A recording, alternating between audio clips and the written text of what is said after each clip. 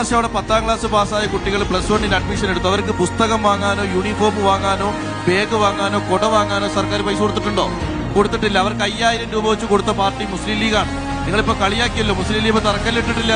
ഞാൻ മുസ്ലിം ലീഗുകാരനല്ല, നിങ്ങൾക്ക് എല്ലാവർക്കും അറിയാം. അവരാ കൊടുത്തത്. ഉന്നത വിദ്യാഭ്യാസം നേടി 8 കുട്ടികൾക്ക് 20,000 രൂപ വെച്ച് കൊണ്ട് കൊടുത്ത പാർട്ടി ഏതാ അറിയോ? അതും ലീഗ്. എനിക്ക് പറയുന്നതിന് മടിയില്ല, കാരണം ഞാൻ അത് ഉണ്ടായ ആളാണ്. ആ വേദിയിൽ എന്നോട് പെരുന്നാളുകൾ അവിടെ ഉണ്ടാവും. ഈ കൊടുത്ത പൈസയാണ്. മുസ്ലിം ലീഗ് കൊടുത്ത ഓട്ടോറിക്ഷ ഓടിക്കുന്ന ആളുകളുണ്ട്, ജീപ്പ് ഓടിക്കുന്ന ആളുകളുണ്ട്. സർക്കാർ വാങ്ങിക്കൊടുത്ത ഒരു ഓട്ടോറിക്ഷ വാങ്ങിക്കൊടുത്ത ഒരാളുടെ പേര് പറയട്ടെ, സർക്കാർ ജീപ്പ് വാങ്ങിക്കൊടുത്ത ഒരാളുടെ പേര് പറയട്ടെ, സർക്കാർ ഫീസ് അടച്ചൊരു കുട്ടിയുടെ പേര് പറയട്ടെ, സർക്കാർ ചികിത്സയ്ക്ക് വേണ്ടി പണം ചെലവാക്കിയ ഒരാളുടെ പേര് പറയട്ടെ. അങ്ങനെ ഫ്രാൻസിസ് മുസ്ലിം ലീഗിനെ വോട്ട് ചെയ്ത ഒരു കാര്യം പറഞ്ഞതുകൊണ്ട് പറയാതിരിക്കാന്ന് പറഞ്ഞു. ഈ ദുരന്തം ഉണ്ടായി സർക്കാർ അടിയന്തര ധനസഹായം കൊടുക്കുന്നതിന് മുമ്പ് ഈ പറയുന്ന സർക്കാർ ലിസ്റ്റിലെ മുഴുവൻ കുടുംബങ്ങൾക്കും 15,000 രൂപ ബൈ ക്യാഷായി കൈ കൊടുത്ത രാഷ്ട്രീയ പാർട്ടിയുടെ പേരാണ് മുസ്ലിം ലീഗ് എന്ന് പറയുന്നത്. അതുപോലെ തന്നെ അവിടെ വാഹനങ്ങൾ നഷ്ടപ്പെട്ട 4 പേർക്ക് ജീപ്പ് വാങ്ങിക്കൊടുത്ത പാർട്ടിയുടെ പേര് മുസ്ലിം ലീഗ് എന്നാണ്.